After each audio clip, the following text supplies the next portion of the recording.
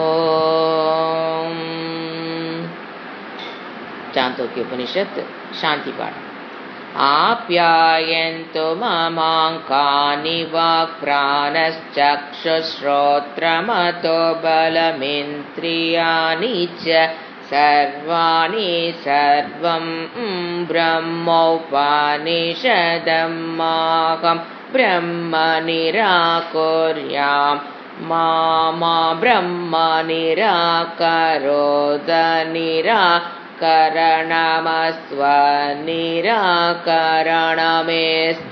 ததா ஆத்மானி நிராதேய உபனிஷத்சு தர்மாஸ்தே மகி சந்து தே மகி சந்து. ஓம் சாந்தி சாந்தி சாந்தி. ஆறாவது அத்தியாயம் 262வது பக்கம். அதுல 63வது பக்கத்துல 7வது மந்திரம்.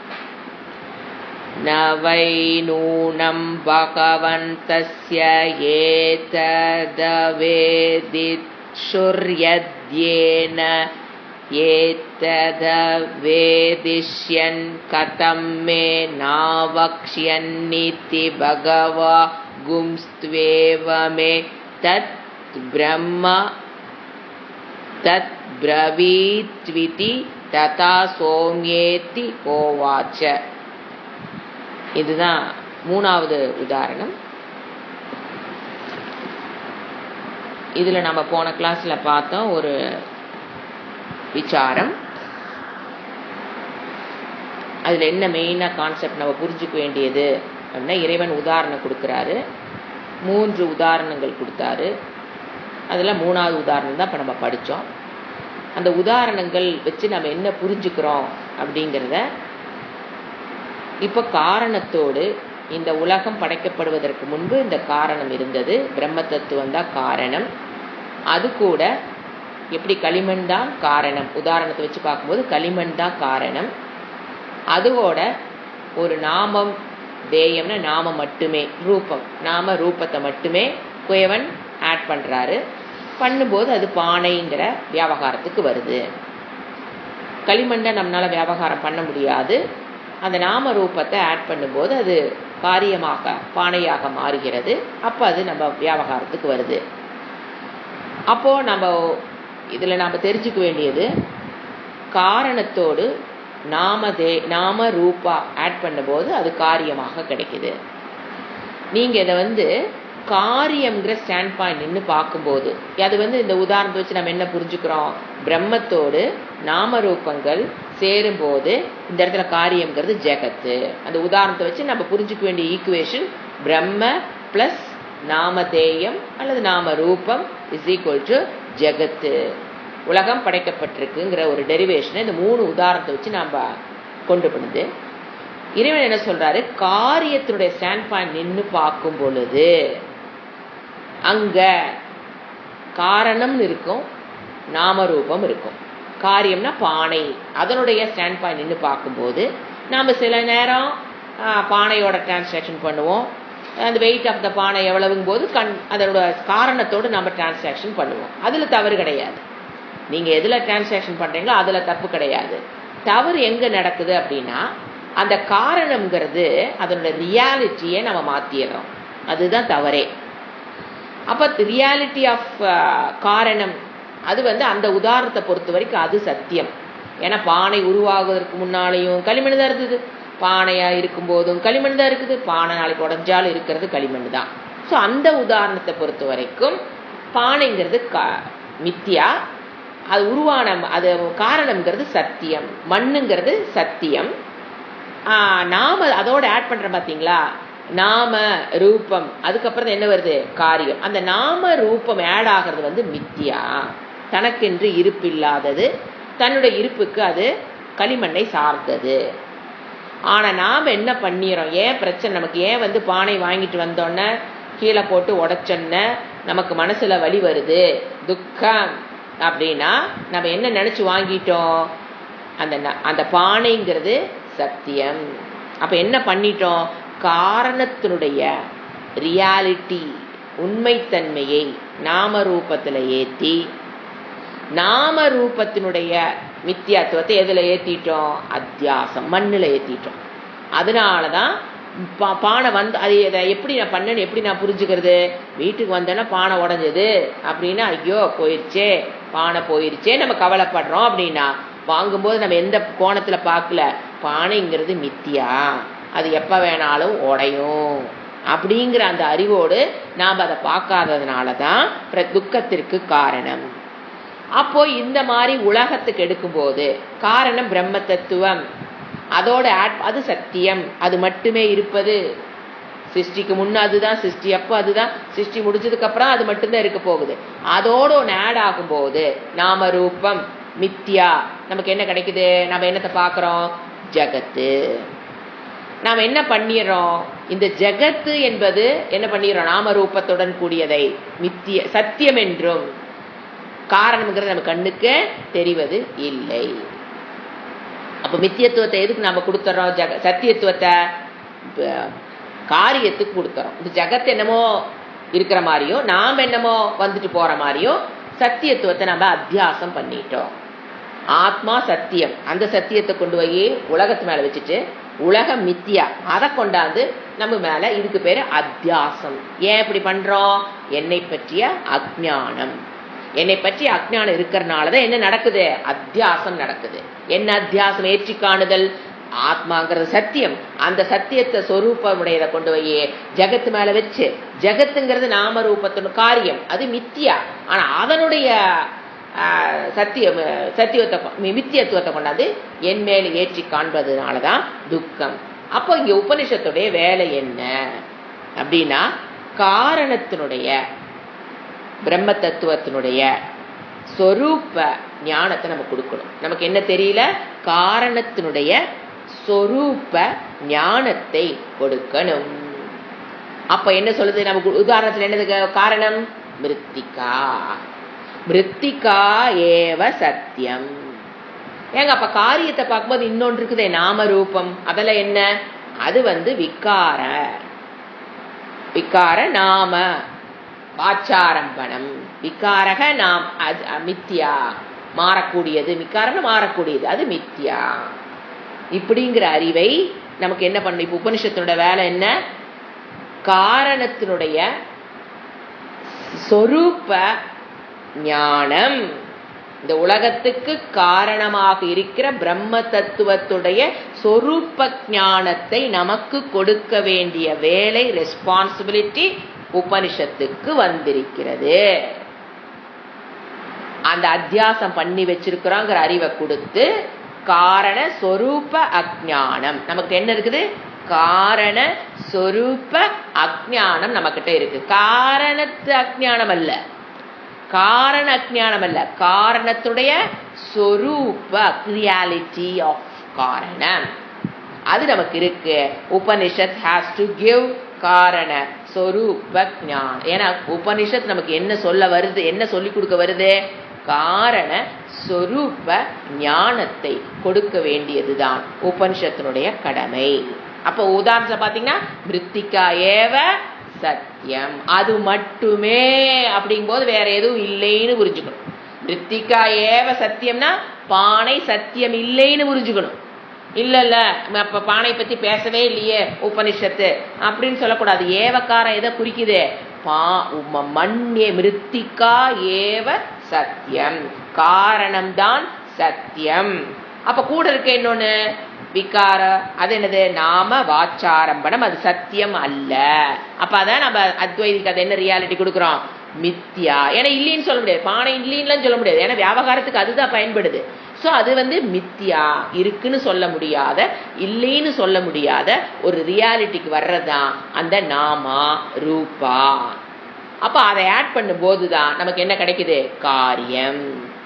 அப்போ ரெண்டாவது, இப்போ நம்ம என்ன பண்ணலாம், ரெண்டாவது உதாரணத்துக்கு போகலாம். ஒன்று மிருத்திகா பார்த்துட்டோம், அதை வச்சுட்டு அதே மாதிரி தான் அடுத்த ரெண்டாவது உதாரணம்.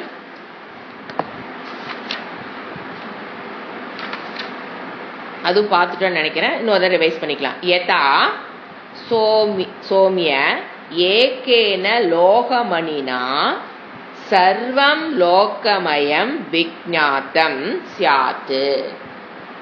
வாச்சாரம்பணம் விகாரோ நாமதேயம் லோகமித்யேவ சத்தியம். லோக் யதா எப்படி, சோமிய கூப்பிடுறார் பிரியமானவனே, ஏகேன காரணம் எப்பவுமே என்னதான் ஒண்ணு, ஏகேன லோகமணினா பொன் கட்டி, தங்கம் கட்டி ஒண்ணுதான், பொன் கட்டியால் சர்வம் லோகமயம் இங்கிருப்பது அனைத்தும் அப்படின்னா பொன் ஆபரணங்கள், எல்லா பொன் ஆபரணங்களும், பொன் கட்டி ஒண்ணு, லோகமயம் சர்வம் எல்லா, சர்வ லோகமயம் எல்லா பொன் ஆபரணங்கள் நகைகள், லோகமயம் விஜ்ஞாதம் எந்த ஒரு பண்கட்டியை நாம் அறிந்தோம் என்றால் எல்லா ஆபரணங்களையும் அறிந்தது போல் ஆகும். அப்படின்னா அந்த சத்தியத்துவத்தை அறிந்தது போலாகும் அர்த்தம். காரணத்தினுடைய சத்தியத்துவத்தை தெரிந்தால்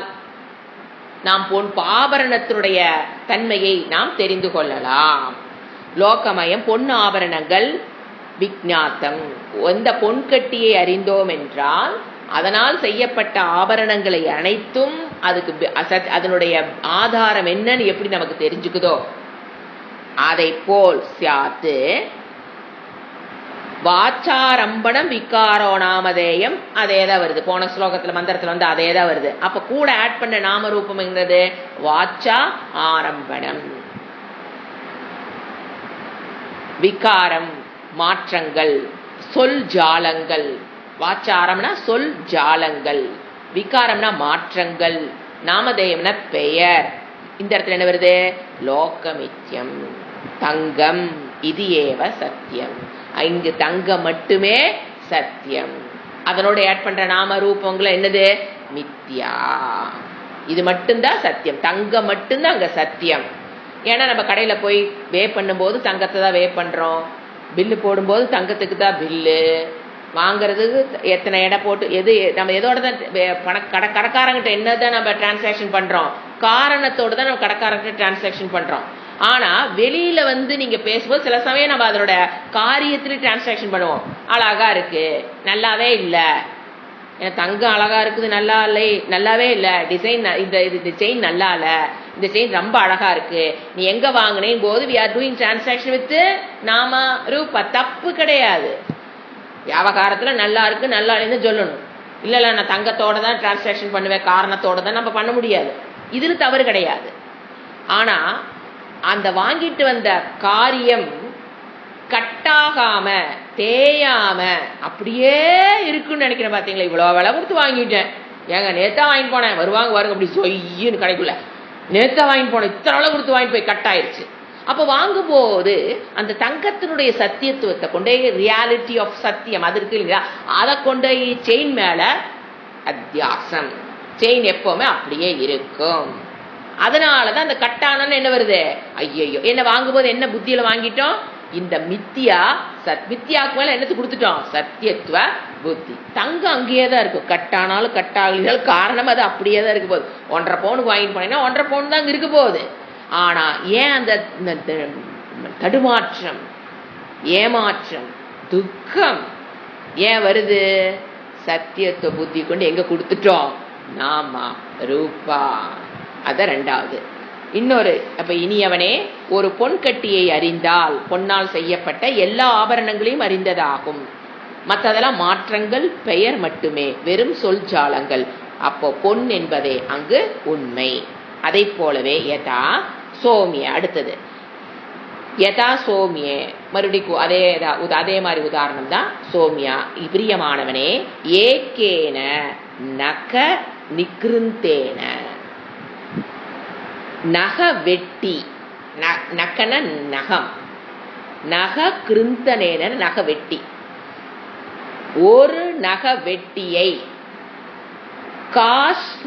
நகவெட்டியை அறிந்தால் சர்வம் காஷ்ணாயசம், எல்லா இரும்பால் செய்யப்பட்ட, காஷ்ண இரும்பால், எல்லா இரும்பால் செய்யப்பட்ட எல்லா நகவெட்டியும் அறிந்தது போல. ஒரு நகவெட்டி எந்த காலத்திலேயே எதுல பண்ணியிருக்காங்க?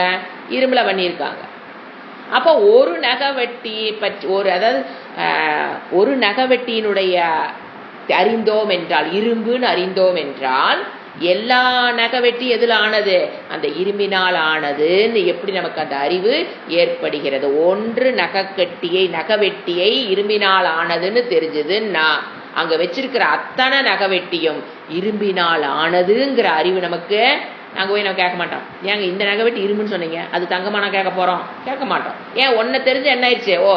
ஒரு டப்பால 50 வச்சிருக்காங்க, நீங்க ஒன்று எடுத்து பாக்குறீங்க, அப்பவே என்ன ஞானம் வந்துடும்? எல்லாமே என்னதுதான்? இரும்பு. நம்ம தங்கம்னோ பித்தளைனோ நம்ம டவுட்டுக்குலாம் போக மாட்டோம். ஏன் அது ஒன்று இரும்புன்னு சொல்லிட்டார் அவர். இது எதுலையும் செஞ்சது? இரும்புங்க அப்படிங்கும் போது நமக்கு எல்லா இருக்கிற 50 நகவெட்டி இருந்தால் நமக்கு என்ன தெரியும்? எல்லாமே இரும்பு தான். அப்போ ஒன்றை அறிந்தால் என்ன ஆகுது? நமக்கு ஒரு காரணத்தை, அது இரும்புங்கிற காரணத்தை அறியும் போது எல்லாவற்றுடைய காரணமும் என்ன நமக்கு தெரிஞ்சு போயிருது? இரும்பு. இரும்பால் செய்யப்பட்ட கிருஷ்ணாலயசம்னா இரும்பு. சோ ஒரு யதா சோமியா ஏக்கேன நகத்தை வெட்டுறது, கிருந்தனேன நகவட்டியை அறிவதன் மூலியமாக சர்வம் காஷ்ணாயசம் எல்லாம் இரும்பு என்ற விஞ்ஞாத்தம் அறிவு எப்படி ஏற்படுகிறதோ சாத்து. அதே போல வாச்சாரம்பணம் விக்காரோ நாமதேயம். யாரு? கிருஷ்ணாயசமித்யேவ. அந்த நாம ரூபங்கள் எல்லாம் வாச்சாரம்பணம். அங்க எது மட்டும்தான் சத்தியம்? இரும்புங்கிறது மட்டும்தான் சத்தியம். சோமியச ஆதேசோ பவதி இதி. இவ்வாறு உபதேசம், ஆதேசம் இந்த இடத்துல உபதேசத்தை முடிக்கிறார். இவ்வாறு தந்தை யாரு சொல்லிட்டு இருக்கிறார்? ஸ்வேதகேதுக்கு உத்தாலக சொல்லிட்டு இருக்கார். அப்ப இந்த இடத்துல ஆதேசகம் உபதேசத்தை அவர் இவ்வாறு 3 உதாரணங்களை கொடுத்து உபதேசத்தை முடிக்கிறார். சொல்லி முடிச்சுட்டு அடுத்த மந்திரம் பாருங்க. ந வை நூனம் பகவந்தஸ்ய ஏதத் ஆவிதிஷுர்யத் தேயதத வேதிஷ்யன் கதம்மே நாவக்ஷ்யமின்னிதி பகவா கும்ஸ்தேவ மேதத் பிரவீத் விதி ததா சோமியேதி கோவாச். பிரிச்சு படிச்சா கொஞ்சம் ஈஸியா இருக்கும். ந வை பகவந்தஹா, ஃபர்ஸ்ட் வேர்டு பகவந்தஹா.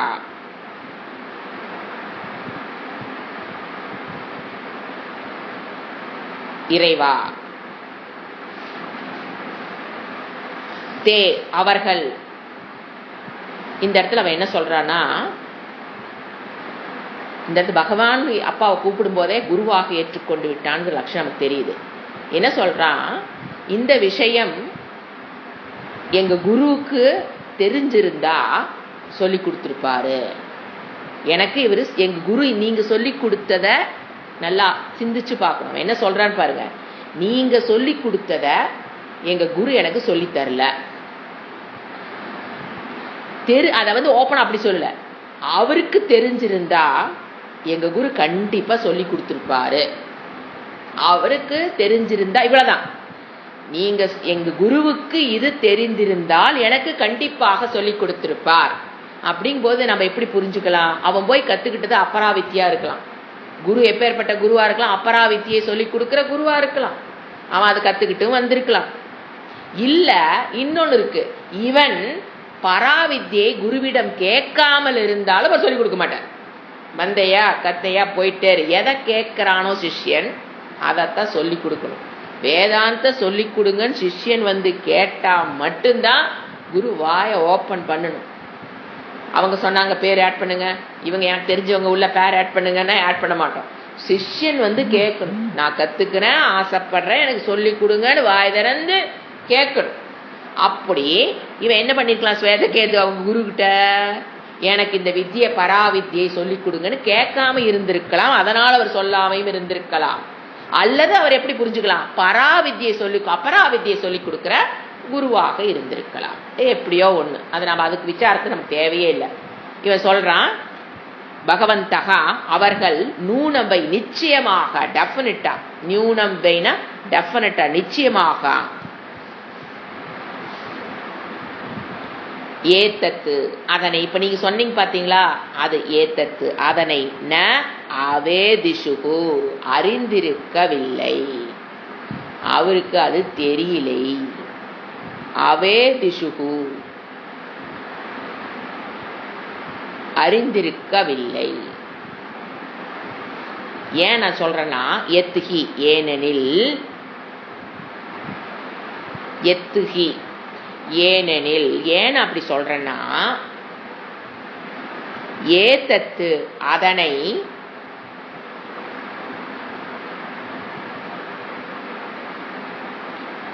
அவேதிஷ்யன்னு அறிந்திருந்தால், அவேதிஷ்யன்னு அவர் அறிந்திருந்தால், மே எனக்கு,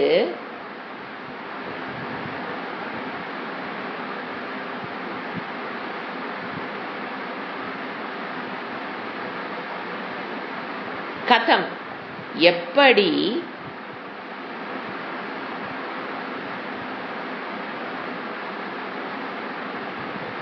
ந அவக்ஷியன்னு சொல்லாதிருப்பாரு,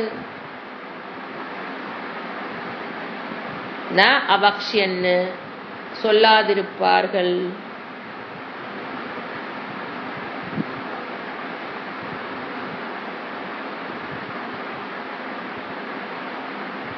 எனவே து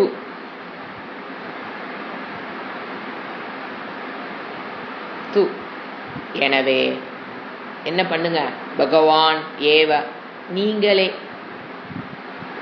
தந்தை இறைவன் கூப்பிடுறார், குருவா ஏத்துக்கிட்டார் ஸ்வேதகேது, பகவான் தாங்களே, பகவான் ஏவ தத்து அதனை, பகவான் ஏவ தாங்களே, தத்து அதனை, பிரவீத்து எனக்கு உபதேசம் செய்யுங்கள். May you teach. Lord.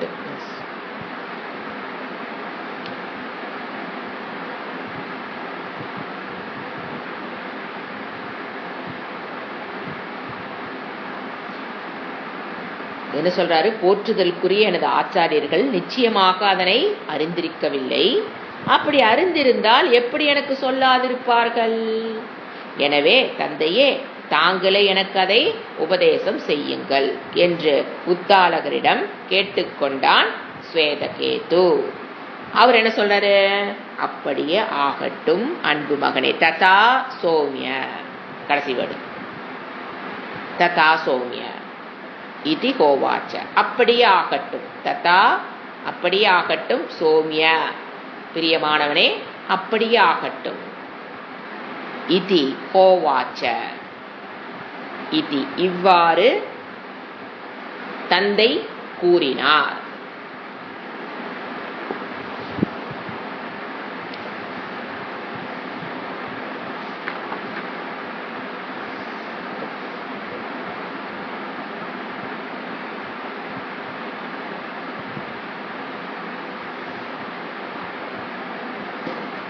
நீங்களே கூறுங்கள். அதுக்கு சங்கராச்சாரியர் எழுதுவார், அவன் மனசுல ஒரு பயம் இருந்திருக்கலாம், தெரியலின்னு சொன்னா திருப்பி கொண்டே அப்பா விட்டுருவாரோ, போய் ஒழுங்கா படிச்சுட்டு வாடான்னு விட்டுருவாரோ, அப்படி இருந்திருக்கலாம். நம்ம இது அதிகமாக விசாரம் பண்ண தேவையே இல்லை, மொத்தத்தில் அவனுக்கு தெரியல, கற்றுக்கல. அப்போ ஸ்வேதகேது நம்ம இங்கே புரிஞ்சுக்க வேண்டியது, நவ் ஹீஸ் அதிகாரின்னு புரிஞ்சுக்கணும், குவாலிஃபைடு பர்சன் டு லேர்ன்.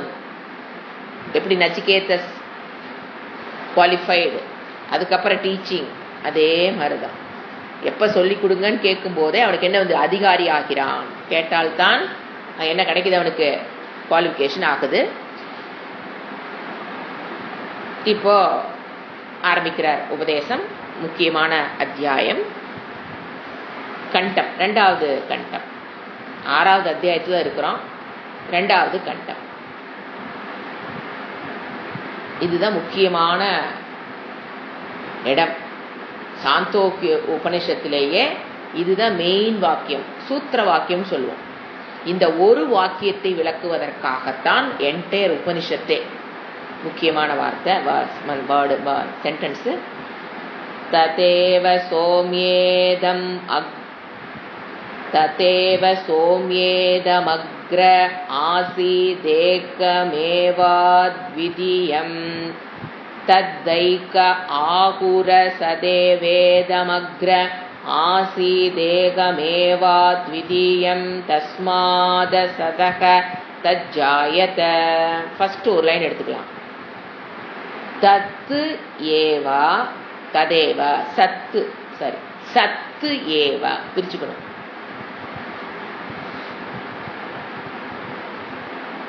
சத்து ஏவா, சத்துனா இந்த இடத்துல பிரம்மம்னு அர்த்தம், எக்ஸிஸ்டன்ஸ். சத்து சதேவ சத்து ஏவா அன்வயம் பண்ணிக்கலாம். சூத்திர வாக்கியம் எழுதிக்கலாம் மேல. இதுதான் ஃபர்ஸ்ட் சென்டென்ஸ் தான் சூத்திர வாக்கியம் சொல்லுவோம். இப்போ தைத்திரியத்தில் அதே மாதிரி வரும். ஒரு சூத்திர வாக்கியம், மற்ற வாக்கியம் எல்லாம் அதை விளக்குற வாக்கியமா வரும். சத் பிரம்ம ஏவா சோம்ய பிரியமானவனே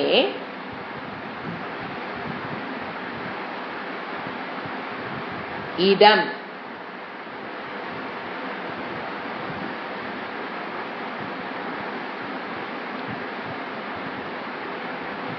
அக்ரே, இதம்னா இந்த இடத்துல உலகம்.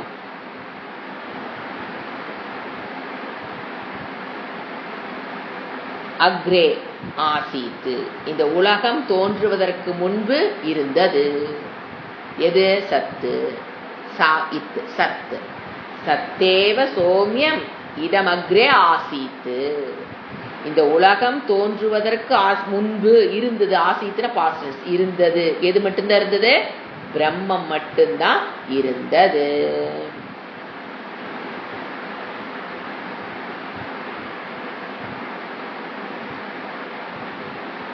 ஆசீத்து ஏகமேவ, அடுத்த வேர்டு ஏகம் ஏவ அத்விதீயம். ஏகம் ஏவ அத்விதீயம், இது ஆரம்பத்தில் ஒன்றாக, இரண்டற்ற, அத்விதீயம்னா இரண்டற்ற ஒன்றாக இருந்தது. ரெண்டு சொல்றார். இந்த உலகம் தோன்றுவதற்கு முன்பு இறைவன் மட்டுமே சத்துன பிரம்மம் மட்டுமே இருந்தது. அது இரண்டற்ற ஒன்றாக இருந்தது. அப்ப எப்படி சொல்லணும்? இது இந்த பிரம்ம தத்துவம் ஆரம்பத்தில் ஒன்றாக இரண்டற்ற பிரம்ம மட்டுமே இருந்தது. இந்த உலகம் தோன்றுவதற்கு முன்பு இந்த பிரம்மம் மட்டுமே இருந்தது.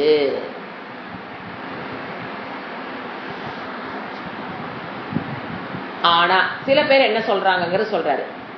தத்து அடுத்த வேர்டு, சென்டென்ஸ் அடுத்த சென்டென்ஸ். இதுதான் இந்த நாம் சொன்னது மட்டும்தாங்க சூத்திர வாக்கியம். அடுத்த சூத்திர வாக்கியம் அல்ல. தத்து அது பற்றி ஏக சிலர் கூறுகிறார்கள். ஆகுகு கூறுகிறார்கள். அந்த தா வந்துங்க ஹா, அதுதான் அங்க தா இருக்குது. அப்ப பிரிச்சீங்கன்னா ஏகே ஹா ஆகுகு. தத்து ஏகே, அந்த தா வந்து என்னது? ஹா. ஹா ஆகு. ஒரு ஒரு வேர்டு முக்கியது. மந்திர வாக்கியம், சூத்திர வாக்கியம் சொல்லிட்டேன். அப்ப தத்துனா அது பற்றி, ஏகே ஹா சிலர், ஹாங்கிறது ஒரு எம்பசைசிங் தான், மீனிங் கிடையாது. சிலர் ஆகுகு கூறுகிறார்கள். எது பற்றி ப்ரோனவுன் யூஸ் பண்ணிருக்கிறது? சத்து. அந்த பிரம்மத்தை பற்றி சிலர் கூறுகிறார்கள். என்ன கூறுகிறார்கள்? ஆகுகு ரேப்பா வந்து ஊ ஆயிடுச்சா? அசத்து ஏவா. ஆனா சில பேர் என்ன சொல்றாங்க? அசத்து, ஆசத்து இல்லாமை, ஏ ஆசீத்து இல்லாமைதான் இருந்ததுன்னு சிலர் கூறுகிறார்கள். அசத்யேவா இல்லாமை ஆசீத்து. ஆகுகு அசத்து ஏவ இதம் அக்ர ஆசீத்து. இதம் அக்ர ஆசீத்து. இல்லாமையே இந்த உலகம் தோன்றுவதற்கு முன்பு இருந்ததுன்னு கூறுகிறார்கள். ஆகுகு தத்து ஏக ஆகுகு அசத்து ஏவ இதம் அக்ரே அக்ர ஆசீத்து. இல்லாமைதான் இந்த உலகம் தோன்றுவதற்கு முன்பு இருந்ததுன்னு கூறுகிறார்கள். ஏக்கமேவ அத்விதீயம். இல்லாமைதான் இரண்டற்ற ஒன்றாக இருந்தது. ஆசீத்து ஏக்கம் ஏவ அத்விதீயம். இரண்டற்ற ஒன்றாக எது இருந்ததாமா? இல்லாமை இருந்தது என்று சிலர் கூறுகிறார்கள்.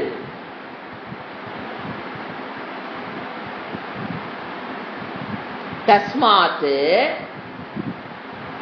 அதன் எனவே என்ன சொல்லி முடிக்கிறாங்க? அவங்க கன்க்ளூஷன் என்ன? தஸ்மாத்து அசத்தக பஞ்சமி அசத்திலிருந்து, அசத்துன்னு இல்லாததுங்க, முயல் கொம்பு என்னது அசத்து, அந்த மாதிரி இல்லாததிலிருந்து சத்து, அந்த இடத்துல சா இஜ் இருக்கா, சத்து சத்து ஜாயத உலகம் தோன்றியது. இல்லாமையிலிருந்து உலகம் தோன்றியது. இந்த உலகம் தோன்றுவதற்கு முன்பு இல்லாமை மட்டும்தான் இருந்தது. ஏக்கம் அத்விதி இரண்டற்ற ஒன்றாக இருந்தது. அதிலிருந்துதான் என்ன தோன்றி இருக்குது? உலகம் தோன்றி இருக்கிறது என்று சிலர் கூறுகிறார்கள். இறைவன் அதையும் சொல்ல ஓப்பனா சொல்றாரு. இறைவன் சொன்ன ஸ்டேட்மெண்ட் என்ன? அது நாம் ஞாபகம் வச்சுக்கணும். இது தவறா புரிந்து கொண்டவங்க சொல்ற விஷயம். அவர் என்ன சொல்றாரு? அதான் சொன்ன, அதுதான் சூத்திர வாக்கியம். எது? சதேவா சத்யேவ சோமிய இதமக்ர ஆசீத். சதேவ சோமிய இதமக்ர ஆசீத். அது எப்படிப்பட்டது? ஏக்கமேவ அத்விதீயம். இந்த உலகம் தோன்றுவதற்கு முன்பு இருந்தது சத்து பிரம்மம் மட்டுமே. இரண்டற்ற ஒன்றாக இருந்தது பிரம்மம் மட்டுமே. இதை நீங்க புரிஞ்சுக்க. ஆனா எல்லாரும் இப்படி சொல்றாங்களா? கிடையாது. ஒழுங்கா சூத்திர உபனிஷத்துக்களை படிக்காமல் தாங்களே தன்னுடைய என்ன சொல்ற அகங்காரத்தில் நின்று என்ன சொல்லிட்டு உட்கார்ந்துருக்காங்க? உலகம் எதிலிருந்து தோணுச்சாமா? இல்லாமையில் இருந்து. இந்த உலகம் தோன்றுவதற்கு முன்பு இல்லாமைன்னு ஒன்று இருந்தது. அதிலிருந்து இந்த உலகம் தோன்றி இருக்குன்னு சில பேர் சொல்றாங்க. ஆகுகு அப்படின்னு இறைவனே சொல்றார். சில பேர் அப்படி சொல்லிட்டு கிடக்குறாங்க. நம்ம சொல்ல முடியாது நம்ம லாங்குவேஜ்ல. அந்த மாதிரி சில பேர் சொல்லுகிறார்கள். இப்போ இவர் விளக்கம் கொடுக்க, இப்போ அதுக்கு உண்டான விளக்கத்தை நம்ம பார்க்கணும். இவர் சொன்ன வாக்கியம் இதம், இந்த உலகம் ஆரம்பத்தில் எப்படி, இந்த உலகம் எதிலிருந்து வந்தது? பிரம்ம தத்துவத்திடமிருந்து வந்தது தான் இப்போ அவருடைய டீச்சிங். இப்போ நாம் ஒரு சாரம், இரண்டாவது பகுதியினுடைய சாரம் என்ன நம்ம பார்க்கலாம். இதம் சதேவ சோமிய சத் ஏவ எழுதி வச்சுக்க. அந்த வேர்டு இதுதான் நம்ம விசாரம் எடுத்துக்கிறோம். சத்து ஏவா சோமிய இதம் அக்ரே ஏக்கம் ஏவ அத்விதீயம் சத்தேவ ஆசீத். இப்போ சூத்திர வாக்கியம் இது பார்த்தீங்கன்னா 7வது வரைக்கும் இதுதான் அத்தியாயம். 8வது அத்தியாயத்துல தான் சப்ஜெக்டே மாறப்போகுது. அங்க பார்த்தீங்கன்னா ஜீவ ஈஸ்வர ஐக்கியம் வரும். இப்ப நம்ம புரிஞ்சுக்கிற ஜீவ ஈஸ்வர ஐக்கியம் இல்லை, இந்த உலகம் தோன்றுவதற்கு முன்பு இருந்தது எது, அவ்வளவுதான் நம்ம பார்க்கிறோம். அப்ப 8வதுல இருந்து என்ன வரும்? ஜீவ ஈஸ்வர ஐக்கியம், மகா வாக்கியம். அங்க ஒரு சூத்திர வாக்கியம் வரும், அங்க ஒரு மகா வாக்கியம் வரும். அது 8லிருந்து. இப்ப நாம இருக்கிற 6வது அத்தியாயத்திலையும் 7வது அத்தியாயத்திலையும் முழுவதுக்கும் உண்டான சூத்திர வாக்கியம் சதேவ சோமிய இதமக்ரே ஏக்கமேவ அத்விதீயம் சத்தேவ ஆசீத். இதுதான் இதனுடைய விளக்கம் தான் வருது. இப்போ என்ன பாடத்தை நமக்கு பிரம்ம சொல்ல உபனிஷத் கூற வருகிறது? பிரம்மனை பற்றிய அறிவை கொடுக்க விரும்புகிறது. உபனிஷத்தினுடைய ரெஸ்பான்சிபிலிட்டி சொன்ன பிரம்மனை பற்றிய அறிவை கொடுப்பதற்கு உபனிஷத் ரெடி ஆயிடுச்சு. அப்போ உடனே அதனுடைய பலன் என்ன? எது? அந்த பிரம்மனை பற்றி அறிவதனால் என்ன பலன்? ஏக விஞ்ஞானேன என்ன சொல்லிச்சு? சர்வ விஞ்ஞானம் தான் பலன்னு சொல்லிடுச்சு. ஏக விஞ்ஞானேன சர்வ விஞ்ஞானம். பிரம்ம விஞ்ஞானேன நம்ம என்ன பண்ணலாம்? அனைத்தையும் அறிந்தது போல் ஆகும் தான் பலன். இதை சொல்லிதான் அது டீச்சிங் ஆரம்பிக்குது. பிரம்ம விஞ்ஞானேன பிரம்ம பிராப்தி. இதை எப்படி புரிஞ்சுக்கலாம்? பிரம்ம விஞ்ஞானேன பிரம்மத்தை அடைதல், அறிதல். அப்போ பிரம்ம விஞ்ஞானேன பிரம்ம பிராப்தி, இது பலனா சொல்லுது. முதல்ல பிரம்மனை பற்றி அறிவை கொடுக்க விரும்புகிறது. ஒரு இந்த வாக்கியத்தை கொடுத்துருச்சு, மூல வாக்கியம் கொடுத்துருச்சு. அப்ப அது மூலியமா என்ன, அந்த உதாரணங்கள் மூலியமா என்ன சொல்ல வருது? அதை அறிந்தால் பிரம்ம விஞ்ஞானேன பிரம்ம பிராப்தி, அவன் நித்தியனாகிறான். பிரம்மத்தை அறிபவன் நித்தியனாகிறான். பிரம்ம பிராப்தின்னு என்னங்க? நித்தியமாகிறான். இவன் என்ன நினைச்சிட்டு இருக்கிறானா? அநித்தியம் நினைச்சிட்டு இருக்கிறானா? அவன் நித்தியன் ஆகிறான். பிரம்ம ஞானேன சர்வ ஞானம். அப்ப பிரம்மத்தை அடைந்தால் அனைத்தும் அடைகிறான். பிரம்மத்தை அறிவதால் அனைத்தும் அறிகிறான். புரிஞ்சுக்கணும். பிரம்மத்தை அறிவதால் அவன் அனைத்தும் அறிகிறான். அதாவது பிரம்மத்தை, அது அடைதல் அறிதல் எல்லாம் என்னது? இங்க ஒண்ணு. அதனால வேர்டு மட்டும் மாத்திரம். பிரம்மனை அடைவதால் அவன் அனைத்தையும் அடைகிறான், அல்லது பிரம்மத்தை அறிவதால் அவன் அனைத்தையும் அறிகிறான். அப்போ உபனிஷத் என்ன பண்ணுது? கிவ்ஸ் பிரம்ம ஞானேன மூலம் அவன் அனைத்தையும் அடைந்தவன் ஆகிறான். இதுதான் பலன். பிரம்ம ஞானேன அனைத்தையும் அவன் அடைகிறான், அறிகிறான். இதுதான் பலன். ஏன்னா அது சொன்னாதான் படிக்க உட்காருவோம். என்னத்துக்கு வந்து பிரம்மங்கிறீங்க? இதை அக்ராசித்து அதை தெரிஞ்சு நான் வச்சு நான் என்ன பண்றேன்? அது அகங்காரம் ஒரு கேள்வி நம்ம கேட்கும். அதை எடுத்தோன்னே என்ன சொல்லிடுச்சு? பிரம்ம ஞானேன அனைத்தையும் அவன் அடைகிறான், சரி, அறிகிறான். பரம புருஷார்த்த பிராப்தி. பரம புருஷார்த்த பிராப்தியை அவன் அடைகிறான். மேலும் புருஷார்த்த 4. பிரம்ம ஞானேன அவன் பரம புருஷார்த்த பிராப்தியை அடைகிறான்.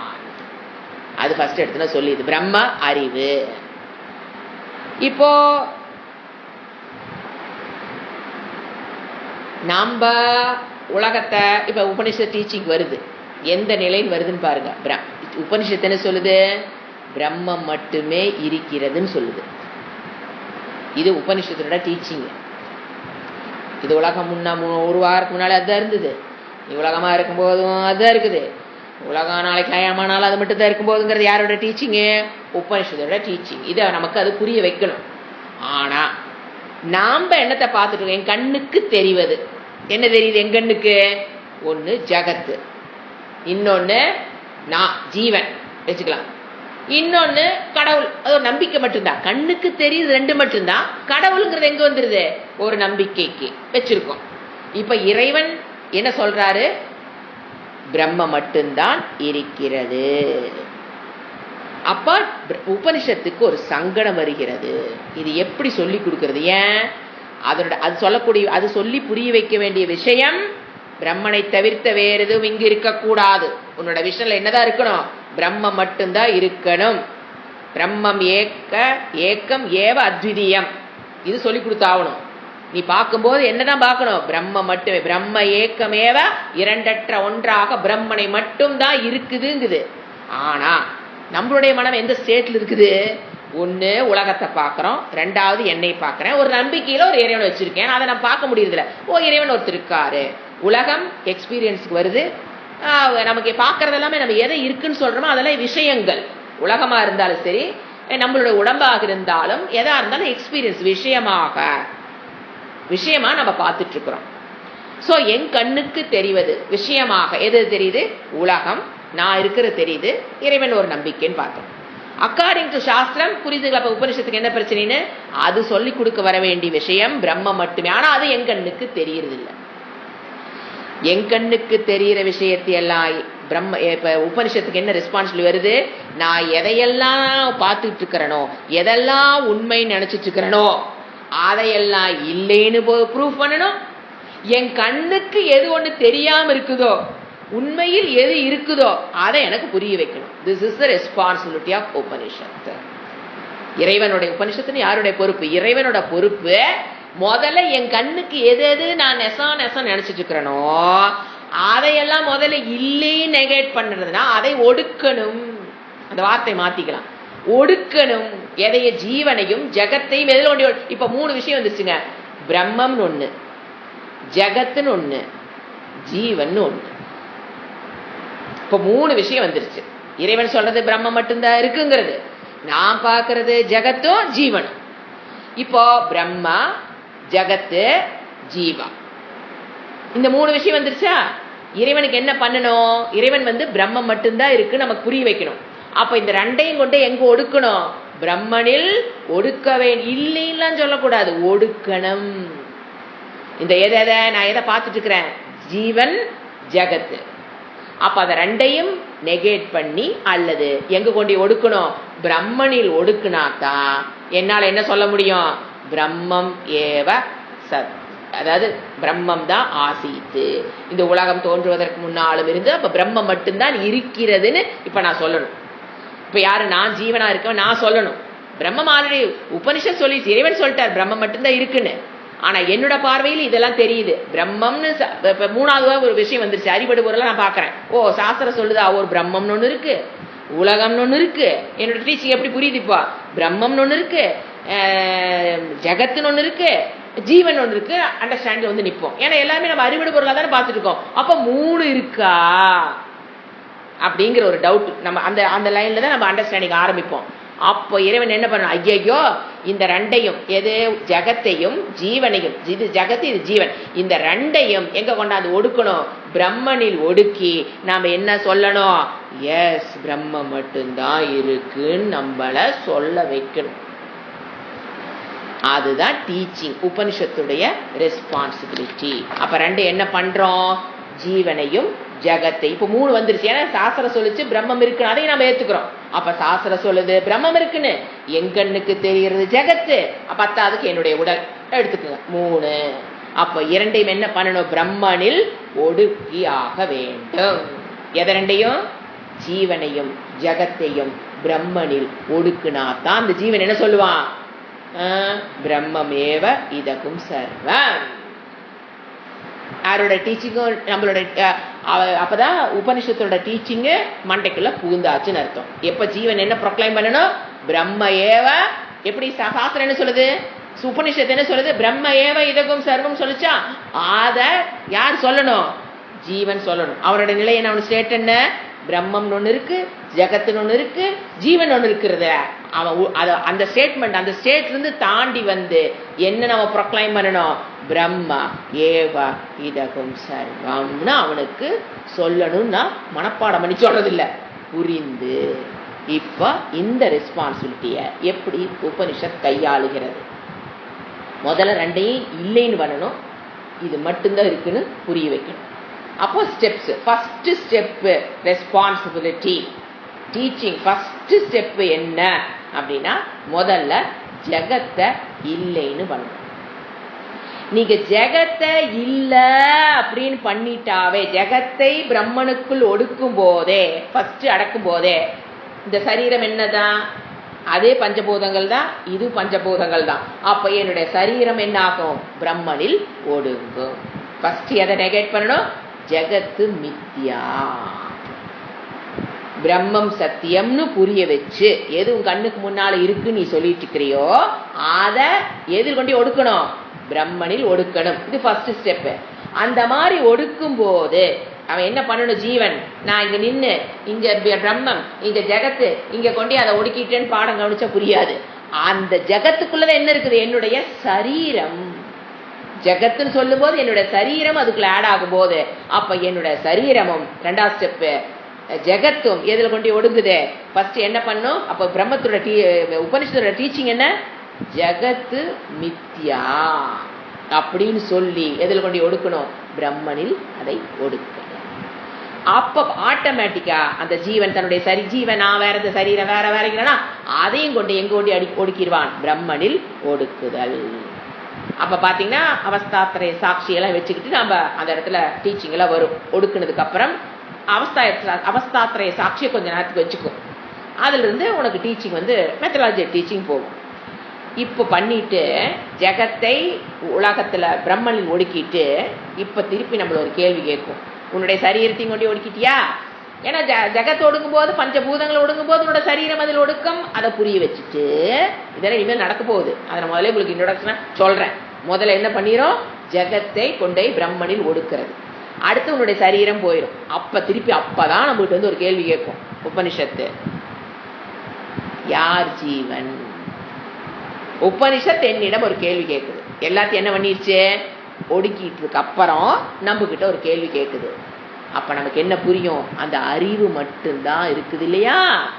அந்த அறிவு ஆத்மா பிரம்ம ரெண்டையும் என்ன பண்ணும், ஜீவ ஈஸ்வர ஐக்கியம், பிரம்ம ஐக்கியம். பிரம்மம் இதுதான், பிரம்மனை பற்றிய பிரம்மம் இதுதான்ங்கிற ஞானத்தை கொடுக்கும். ஒரு கேள்வி கேட்டுட்டு அப்ப அறிவு மட்டும்தான் எஞ்சி நிக்குது. ஏன்னா இந்த சரீரத்தை கொண்டு ஜகத்தோட போட்டு எல்லாம் ஒடுக்கியாச்சு. அப்ப நீ என்ன இருக்குது உங்ககிட்ட, அறிவு. அப்ப அந்த அறிவு மட்டும்தான் எஞ்சி இருக்கிறதுங்கிறது மூணாவது டீச்சிங்கு. அது அறிவு மட்டும்தான் எஞ்சிருக்கிறது, அதுதான் பிரம்ம. எந்த அறிவு நீ பாக்குற பாத்தியா, அந்த அறிவு தான் பிரம்ம. பிரம்மம் இதுதான்ங்கிற ஞானத்தை கொடுக்கும். அப்ப ஆத்மா பிரம்ம ஏவ, பிரம்மம் ஏவ. ஆத்மா இஸ் ஈக்குவல் டு பிரம்மான்னு சமன்படுத்தி, பிரம்மன்னு சமன்படுத்தி எப்பதெல்லாம் முடியும், அகங்காரம் சென்றதற்கு பிறகுதான் திஸ் இஸ் பாசிபிள். நான் சரீரங்கிற அபிமானத்தை விடும்போதுதான் அதுக்கு எது பாசிபிள், நமக்கு பிரம்ம மட்டும் இருக்கிறது அப்படிங்கிற ஈக்குவேஷன் நம்மளால டிரைவ் பண்ண முடியும். ஏன்னா நான் பார்த்துட்டு இருக்கிறது ஜெகத்து பிளஸ் ஜீவா, இந்த ரெண்டையும் கொண்டு ஒடுக்கிட்டு மிச்சம் இருக்கிறது அறிவு. அந்த அறிவு தான் பிரம்ம. அப்ப ஆத்மா தான், நீ எது ஆத்மா நினைச்சிட்டு இருக்கிறியோ அதுதான் பிரம்ம. அப்ப அது காமிச்சு கொடுத்து அப்புறம் சொல்லும் அந்த பிரம்ம மட்டுமே இருக்கிறது. இப்ப என்ன ஆகும், சாஸ்திரம் சொன்ன பிரம்ம மட்டுமே இருக்கிறது, ஜீவன். இப்ப ஸ்டூடெண்ட் என்ன பண்ணுவான், எஸ் பிரம்ம ஏவ இதகும் சர்வம்ங்கிறத புரிஞ்சுக்குவான். 2 7வது செக்ஷன் வரைக்கும் ஜகத்தினுடைய ஒடுக்கம். இதுதான் மெத்தட் ஆஃப் டீச்சிங். நான் சொல்லிட்டேன், பிரம்மம் எதை ப்ரொக்ளைம் பண்ணுது, நாம எப்படி தெரிஞ்சு வச்சிருக்கோம், நாம எப்படி பிரம்மம் ப்ரொக்ளைம் பண்றதை புரிஞ்சுக்கிறது.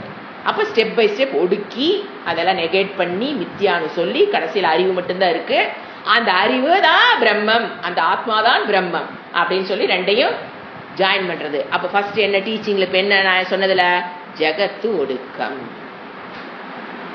எதில் ஒடுக்கணும், கிளீனா புரிஞ்சுக்கணும், ஜகத்தை பிரம்மனில் ஒடுக்கணும். அதுக்குத்தான் எந்த வாக்கியத்தை எடுக்குது, ஜகத்தை பத்தின வார்த்தை வருது உபனிஷத்துல இருந்து. ஏன் ஜகத்தி, இந்த உலகம் தோன்றுவதற்கு முன்பே பிரம்மம் இருந்ததுங்கிற வார்த்தைய, அந்த ரெஸ்பான்சிபிலிட்டி ஏன் அது சொல்லுது, உலகத்தை பிரம்மத்தில் ஒடுக்கிற டீச்சிங் ஸ்டார்ட். அர்த்தம் இல்லாமல் எதுவும் ஆரம்பிக்கலை. சோ சதேவ சோமிய இதமக்ர ஆசீத்து ஏக்கமேவ அத்விதி, மனப்பாடம் பண்ணி வச்சுக்கணும். சதேவ சோமிய இதமக்ரே ஆசீத்து ஏக்கமேவ அத்விதீயம். அப்ப the Jeeva is equal to Brahma. அது 8 to 16 வரைக்கும் வரும். 7 வரைக்கும் ஒடுக்கம். ஜெகத் ஒடுக்கம் 1 to 7. மொத்தம் 16 செக்ஷன் இருக்குங்க. இந்த 6வது சாப்டர்ல 16 இருக்கும். அதுல 1 to 7 பாத்தீங்கன்னா உலகத்தை கொண்டு ஒடுக்கிறோம், ஜெகத்தை கொண்டு போய் பிரம்மனில் ஒடுக்க. கண்ணுக்கு முன்னால எல்லாம் தெரியுங்க. ஒடுக்கம் என்பது அறிவு பூர்வமான ஒடுக்கம், தெரிஞ்சுக்கணும். ஐயோ இதை படிச்சோன்னா உலகம் ஒடுக்கி போயிருமா, அப்படி அல்ல, அறிவு பூர்வமான ஒடுக்கம். அப்புறம் 8 to 16 வரைக்கும் தான் ஜீவா ஈஸ்வர ஐக்கியத்தை பேச. எந்த அறிவு மட்டும் மிச்சம் வச்சிரும், அந்த அறிவு தான் என்னது, பிரம்மங்கிறது. அறிவை மட்டும் பிரிச்சு மத்த எல்லாம் கொண்டு ஒடுக்கிரு பிரம்மனில். நான் பார்க்க தத்துவமசிங்கிற வாக்கியம் அங்கதான் வரும். சாந்தோக்கிய உபநிஷத்துல ரொம்ப முக்கியமான மகா வாக்கியம் தத்துவமசி. அதெல்லாம் 8 to 16 வரைக்கும் தான் வரும். சோ இந்த 6 சாப்டருக்கு இன்னொரு பேர் இருக்குது, சத்வித்யா. 6வது சாப்டருக்கு பேர் சத் வித்யா. 7வது சாப்டருக்கு பார்த்தீங்கன்னா பூம வித்யான்னு சொல்லுவோம். பூம வித்யா இதெல்லாம் பரம்பரையில் யூஸ் பண்ணுற வேர்டு. சாந்தோக்கு உபநிஷத்தில் சத் வித்யா படிச்சுட்டு இருக்கிறேன்னு என்ன அர்த்தம்? 6வது சாப்டர் படிச்சுட்டு இருக்கிறேன்னு அர்த்தம். நான் சாந்தோக்கியத்தில் பிரம்ம பூம வித்யா படிச்சுட்டு இருக்கிறேன்னா என்ன அர்த்தம்? 8வது சாப்டர் படிச்சுட்டு இருக்கிறேன்னு அர்த்தம். அவ்வளோதான். அந்த சத் வித்யா பூம வித்யாங்கிற வேர்டு நம்மளோட கலாச்சாரத்தில் வர்ற வேர்டு. இப்போ நாம் எங்கே இருக்கிறோம்? சத் வித்யா படிச்சுட்டு இருக்கிறோம். இதை முடிச்சுட்டு எங்கே போவோம்? 7வது போனீங்கன்னா தான் பூம வித்யா. அது அழகான வித்யா. அப்போ ஃபர்ஸ்ட் சத் வித்யால எதை சொல்லி கொடுக்குறாரு அவரு? ஜகத்தை கொண்டு போய் ஒடுக்குதல். புரிஞ்சுக்கணும். சத் வித்யால என்னது? ஜகத்தை, ஜீவனையும் அந்த ஜீவனுடைய சரீரத்தையும் எதுல கொண்டு ஒடுக்கணும்? பிரம்மனில் ஒடுக்க. அதுக்கப்புறம் அந்த அறிவு மட்டும் நிற்கும். அதுதான் என்னது? 7வதுல பூம வித்யா. அதுதான் பிரம்மம்னு ப்ரூவ் பண்றது. இப்போ நமக்கு அறிவுல சாஸ்திரம் சொல்லிடுச்சு பிரம்மம்னு ஒன்று இருக்கு. ஏன் கண்ணு முன்னால் என்ன இருக்குது? ஜகத்துன்னு ஒன்று இருக்கு. இந்த ஜகத்தை கொண்டு எங்க ஒடுக்கணும்? இல்லைன்னு சொல்லி பிரம்மனில் ஒடுக்கணும். ஏன்னா இல்லைன்னா அசத்தாயிரும். ஸோ அதனாலதான் சொல்லிக்கிட்டே இருக்கிறேன், ஒடுக்குதல் இல்லைன்னு பண்றது இல்லை. அசத்திர முயல் கொம்பு இல்லாத மாதிரி கண்ணை திறந்து பார்த்தா இந்த உலகம் இல்லாம எங்க பண்ண முடியும்? அதெல்லாம் கிடையாது. அதனாலதான் ஒடுக்குதல்ங்கிற வார்த்தையை யூஸ் பண்ணிக்கிட்டே வரோம். இப்ப என் அறிவு இப்ப டீச்சிங் ஆரம்பிக்குது. என்னென்ன? ஜகத்துன்னு ஒண்ணு. நான் பார்க்கும்போது ஜகத் இருக்கு, சாஸ்திரம் வேற சொல்லுது பிரம்மம். சரி, 2 இருக்கு வச்சுக்கலாம். சாஸ்திரம் சொல்லுது பிரம்மம் இருக்குன்னு, என் கண்ணுக்கு என்ன தெரியுது? ஜகத் இருக்குது. அப்பதான் டீச்சிங் ஆரம்பிக்குது. சத் ஏவ சோமிய. சத்துன்னு என்ன சொன்ன? பிரம்ம வஸ்து, இருத்தல். இந்த இருத்தல் பாத்தீங்கன்னா நாம எப்பவுமே அப்ஜெக்டிவா தான் புரிஞ்சு வச்சிருக்கோம். செயின் ஈஸ், ஈஸ்னஸ் தானே இருத்தல். செயின் ஈஸ், மோதிரம் ஈஸ், பானை ஈஸ், நகவெட்டி ஈஸ். எல்லாமே அந்த ஈஸ் எப்படித்தான் இருக்குது? நகவெட்டிக்கு அட்ஜெக்டிவ் என்னது? இருக்கிறது. அது தவறான புரிதல். ஏன்? அந்த ஈஸ்னஸ்ங்கிறது அதை சார்ந்ததல்ல, அதனுடைய இருப்பு என்பது அதை சார்ந்ததல்ல. இப்ப கோல்டு செயின், அந்த வார்டை யோசனை பண்ணி பாருங்க. எது நாமம்? இப்ப ஒரு அட்ஜெக்டிவ்னு என்ன? நல்ல பையன், அதில் அதை புரிஞ்சுக்கலாம். பையன்கிறது நவுனு. அவன் எப்படிப்பட்டவன்? நல்ல பையன். அந்த நல்லதான் என்னங்குது? அட்ஜெக்டிவ். அந்த மாதிரி இப்ப நம்ம சொல்றோம் மோதிரம் இருக்கிறது. இருக்கிறதுங்கிறது மோதிரத்துடைய அட்ஜெக்டிவ் அல்ல. இதுதான் டீச்சிங், மெயின் டீச்சிங். நான் புரிஞ்சுக்கணும். இவ்வளவு நாளும் நம்ம புரிஞ்சு வச்சிருந்ததுல இருந்து மாத்திரம். மோதிரம் இப்ப கோல்டு செயின், அந்த வார்த்தை தப்பு. செயின் எதுல செய்ய, எது அதனுடைய செயின் எது இதுல இருந்து வந்தது? கோல்டு. அதாவது எது காரணம், எது காரியம் பார்க்கணும். காரணத்துக்கு தான் என்ன இருக்குது? ஈஸ்னஸே இருக்குது. காரியத்துக்கு என்ன கிடையாது? ஈஸ்னஸ். அதனுடைய கிடையாது ஈஸ்னஸ். இப்ப செயின் அப்படின்னா அதனுடைய ஈஸ்னஸ் செயினுக்குன்னு கோல்ட தவிர்த்து செயினுக்குன்னு தனியான ஒரு ஈஸ்னஸ் கிடையாது. காட்டன் சாரிக்கு காட்டன் த்ரெட்டை தவிர்த்து தனியான ஒரு இருப்பு கிடையாது. ஸோ நாம அந்த இருப்புங்கிறது அந்த பொருளுக்கு இருக்கிற அட்ஜெக்டிவ் நினைக்கிறோம். அப்படி அல்ல. அந்த இருத்தலில் என்னது? இருத்தல் ஒரு இருப்பு ஒன்று இருக்கு. அதுலதான் இது என்ன பண்ணுது? இருப்பை பெறுகிறது. It's a chain. அது எங்க இருப்பை பெறுது? கோல்டு. நாம சொல்லும்போது பார்த்தா கோல்டு செயினில் இருப்பை பெறுகிற மாதிரி நாம சொல்லிட்டு இருக்கிறோம். அப்படி அல்ல. Chain made up of gold. Chain தன்னுடைய இருப்பு எங்க பெறுது? கோல்டு. மோதிரம் தன்னுடைய ஈஸ்னஸ் எங்க பெறுது? கோல்டு. வளையல் ஈஸ்ன்னு சொன்னா அது easiness doesn't belong to that வளையல். ஏன்? கடைக்கார்ட்ட போய் நீங்க வளையல நீங்களே வச்சுக்குங்க, தங்கத்தை மட்டும் கொடுங்கன்னா கொடுக்க முடியுமா? என்ன கொடுக்க முடியாது. இல்ல தங்கத்தை நீங்க வச்சுங்க, வளையல் மட்டும் கொடுங்க, எனக்கு தங்க இவ்வளவு விலை வைக்குது, நீங்க தங்கத்தை நீங்களே வச்சுக்குங்க, எனக்கு வளையல் மட்டும் கொடுங்கன்னு கேட்க முடியாது. வளையல தனியாக தங்கத்தை தவிர்த்து பிரித்து எடுக்க முடியாது. அப்ப வளையலுடைய இருப்புங்கிறது எதை சார்ந்து இருக்குது? கோல்டு. அப்போ கோல்டு தான் இருக்குது, அதனோட அட்ஜெக்டிவ் தான் என்னது? வளையல். அதனுடைய அட்ஜெக்டிவ் தான் என்னது? ஏன் அது வளையலா இருக்கலாம், தோடா இருக்கலாம், மோதிரமா இருக்கலாம். அது கோல்டுங்கிறது ஒண்ணு, அதனுடைய அட்ஜெக்டிவ் தான் எத்தனைன்னு பாருங்க. கோல்டா இருக்கலாம், சாரி வளையல் தங்கமா இருந்தாலும் செயினா இருக்கலாம், அதெல்லாம் தான் அதனுடைய அட்ஜெக்டிவ். கோல்டுடைய அட்ஜெக்டிவ் தான் என்னது? இதெல்லாம் வளையல், மோதிரம், தோடு, செயின், ஒட்டியானம், நெக்லஸ், ஆரம் எல்லாம் என்னது? கோல்டுனுடைய அட்ஜெக்டிவ். நாம எப்படி புரிஞ்சு வச்சிருக்கிறோம்? மாத்தி புரிஞ்சு வச்சிருக்கிறோம். Chain is no, chain is சொல்லும் போதே த ஈஸ்னஸ் செயினுக்கு சொந்தமானது அல்ல. It is not gold chain, it is chain gold. புரிஞ்சுங்களா? இதுதான் அந்த சத்துங்கிறத நம்ம புரிஞ்சுக்கிறதுக்கு முக்கியமான சத்து. இருப்பு அது ஏவ சோமிய மட்டுமே. ஹே சோமியனா கூப்பிடுறாரு, ஏவனா மட்டுமே. என்ன சொன்னாரு? இதம், இந்த ஜெகத். இந்த இதற்கு என்ன வேர்டு சொன்னோம்? அகிலம் ஜெகத்து, பிரபஞ்சம் முழுவதும். அக்ரேன சிருஷ்டிக்கு முன்னு. சத்து ஏவ அந்த பிரம்ம தத்துவம் இருப்பு மட்டுமே.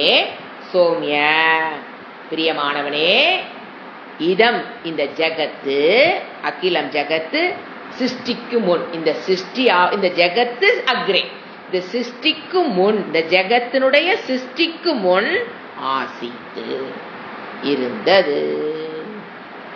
அது எப்படி இருந்தது? ஏக்கமேவ அத்விதீயம், இரண்டற்ற ஒன்றாக இருந்தது. நம்ம டீச்சிங்க அடுத்த கிளாஸ்ல கண்டினியூ பண்ணிக்கலாம். இரண்டற்ற ஒன்றாக இருந்தது. சிருஷ்டிக்கு பின் என்னாச்சு? அது நம்ம அடுத்த கிளாஸ்ல விசாரம் ஆரம்பிக்கலாம். ஓம் சாந்தி சாந்தி சாந்தி. ஹரிஹி ஓம் ஸ்ரீ குருப்யோ நமஹ. ஹரிஹி ஓம்.